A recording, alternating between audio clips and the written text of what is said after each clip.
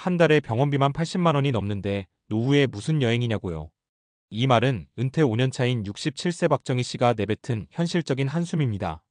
박 씨 부부는 평범한 직장 생활을 하며 열심히 살아왔고 정년까지 다니고 나서는 그동안 꿈꿔온 조용하고 여유로운 노후를 그리며 은퇴를 결정했습니다. 하지만 예상치 못했던 건강 문제와 물가 상승, 고정적인 병원비 지출은 노후의 여유를 삼켜버렸습니다. 노후에 돈이 전부는 아니지만 돈이 없으면 다른 모든 계획이 무너집니다. 건강이 악화되면 의료비가 늘고 몸이 불편하면 소득 활동이 어렵고 결국 재정적인 불안은 부부간의 갈등까지 불러오죠. 그런데 박 씨 부부는 이 상황에서도 포기하지 않았습니다.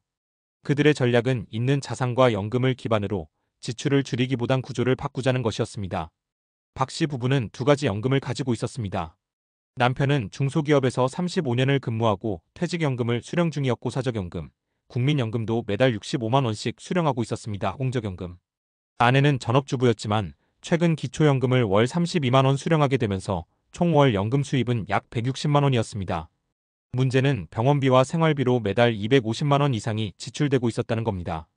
부부는 다음 세 가지 실천으로 재정적 안정을 되찾았습니다. 첫째, 의료비는 복지제도로 방어하라는 전략을 세웠습니다. 박 씨 부부는 소득이 낮아짐에 따라 건강보험료 부담은 줄어들었지만 노인 진료비는 꾸준히 증가했습니다. 이때 활용한 것이 노인건강검진제도와 본인 부담 상한제였습니다. 그리고 의료비 절감을 위해 노인복지센터와 연계된 지역보건소를 활용했습니다. 특히 아내는 관절염이 심해 물리치료가 필요했는데 일반 병원이 아닌 지역복지관의 물리치료 서비스를 이용하면서 월 10만 원이 넘던 지출이 거의 0원이 되었습니다. 또한 만성질환 약값을 줄이기 위해 의약품 안전 사용 서비스 DUR을 통해 약물 중복을 피했고 이를 통해 한 달에 약 5만 원의 약값을 줄였습니다. 작은 차이였지만 연으로 계산하면 60만 원 이상이었고 그 돈은 생활비로 전환됐습니다. 둘째, 연금은 고정비에만 쓰고 나머지는 틈새 소득으로 채운다는 방식입니다. 월 연금 160만 원 중 100만 원은 고정비 관리비, 식비, 통신비, 보험 등에 배정하고 병원비와 여유자금은 새로운 소득으로 메우자는 전략을 세운 것이죠. 남편 박 씨는 70세 이상도 할 수 있는 경비원 파트타임을 알아봤고 하루 4시간씩 주 3일 근무하는 지역 아파트 야간 경비 일자리를 구했습니다. 한 달 60만 원 정도의 소득이 생겼고 체력적으로도 무리가 없었습니다. 아내는 손재주가 있어 자투리 시간에 생활자수를 온라인 마켓에 판매했는데 월 2,030만 원의 수입이 생겼습니다. 박 씨 부부는 이 소득을 병원비 통장에 따로 모았고 의료비가 갑자기 증가해도 이 통장을 우선 활용하면서 연금에 손을 대지 않게 되었습니다.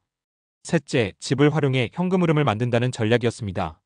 이들이 살던 아파트는 25년 된 오래된 소형 아파트였지만 입지는 괜찮았습니다. 자녀가 모두 독립한 뒤 넓은 공간이 오히려 불필요하다고 느낀 부부는 과감하게 반지하 1.5룸세를 놓을 수 있는 다세대 주택으로 이사했습니다.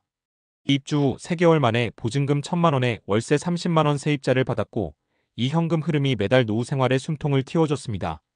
부동산은 오르는 것만 생각했지 현금 흐름을 만드는 자산으로 보는 건 처음이었다는 박 씨의 말처럼 은퇴자에게 중요한 건 수익형 자산의 확보였습니다. 이와 비슷한 사례는 다른 은퇴자 부부에게서도 나타납니다. 예를 들어 군인연금을 수령 중인 72세 최상훈 씨 부부는 월 180만 원의 안정적인 연금이 있음에도 불구하고 부인의 당뇨로 매달 60만 원의 병원비가 들자 지역 건강센터에서 운영하는 영양사 동행 프로그램을 신청했습니다. 이 프로그램은 무료로 식단을 조절해주고 식생활 개선으로 인해 인슐린 투약이 줄어들며 병원비는 절반으로 감소했습니다. 또 다른 예, 사학연금을 받고 있는 68세 은퇴교사 김수연 씨는 남편의 뇌졸중 이후 병원비 부담으로 월급처럼 쓰던 연금 240만 원 중 150만 원이 병원비로 나가자 아파트를 담보로 주택연금을 신청했습니다. 월 90만 원의 추가 소득이 생기자 병원비와 생활비를 안정적으로 나눌 수 있었고 부부 사이의 갈등도 줄어들었습니다. 노후의 건강은 변수가 아니라 상수입니다. 누구나 몸이 약해지고 병원비는 늘어나게 되어 있습니다. 은퇴를 준비할 때 가장 먼저 해야 할 질문은 우리가 병원비 100만 원을 감당할 수 있는가? 라는 것입니다. 이 질문에 대한 해답은 생각보다 거창하지 않습니다. 당신의 연금, 복지제도, 집, 여유시간 모두가 하나의 노후 전략 자산이 될 수 있습니다. 노후는 결국 소득이 아니라 지출 구조의 게임입니다. 연금이 얼마냐가 아니라 그 연금이 어떻게 쓰이고 무엇을 대체하며 어떤 현금을 만들어낼 수 있느냐가 관건이죠. 건강 문제로 힘들어졌다고 해서 모든 걸 포기할 순 없습니다. 그 안에서도 길은 있습니다. 그리고 그 길은 우리 부모 세대가 아닌 지금의 은퇴 세대가 스스로 열어가야 할 새로운 지혜입니다. 네, 앞서 은퇴 후 건강 문제와 재정 부담을 다뤘으니 이어서 건강 악화에 대비하는 구체적 전략과 예방 그리고 심리적 안정까지 고려한 노후 관리에 대해 말씀드리면 좋겠습니다. 은퇴 후 건강 문제는 경제적 부담과 맞물려 심리적 스트레스까지 유발하는 복합적인 문제입니다. 그래서 재정 관리만큼이나 중요한 것이 건강 관리와 심리적 회복력 강화입니다. 첫째, 예방 중심의 건강 관리가 노후의 삶을 결정짓습니다. 은퇴 전후로 신체 기능은 자연스레 저하되기 마련인데 꾸준한 운동과 영양 관리가 이 과정을 늦춰줍니다.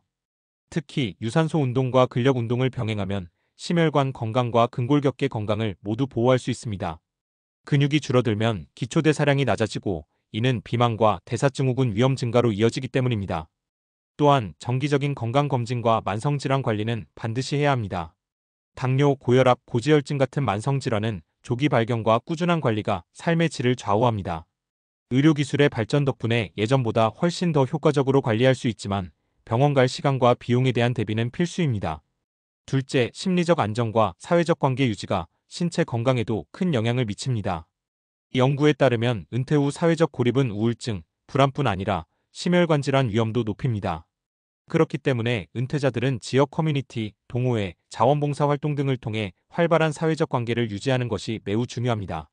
셋째, 맞춤형 재정 계획과 의료비 대비책을 함께 세워야 합니다. 앞서 말한 연금과 부업, 주택연금 외에도 실손보험과 같은 의료비 보험을 노후에 맞게 설계하는 것이 필요합니다. 물론 보험료 부담이 적지 않지만 장기적으로는 갑작스러운 큰 병원비 지출에서 오는 위험을 줄일 수 있습니다. 마지막으로 은퇴 후 삶은 가치와 목적의 재정립이기도 합니다. 건강이 흔들릴 때 가장 쉽게 무너지는 것이 삶의 의미인데 새로운 취미나 봉사, 가족과의 시간 등 자신만의 삶의 의미를 찾는 노력이 건강에도 긍정적 영향을 미친다는 점은 꼭 기억해야 합니다. 요약하자면 은퇴 후 건강 문제는 단순히 의료비 부담만이 아니라 신체 기능 저하, 심리적 스트레스, 사회적 고립과 연결된 복합적 문제입니다. 이 일을 해결하려면 예방 중심 건강관리, 심리적 안정과 사회적 관계 유지, 그리고 맞춤형 재정 의료비 계획이 함께 가야 합니다.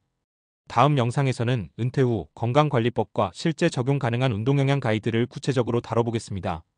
이 내용은 은퇴를 앞둔 분들뿐 아니라 이미 은퇴 후 건강관리에 어려움을 겪는 분들께도 꼭 필요한 정보가 될 것입니다.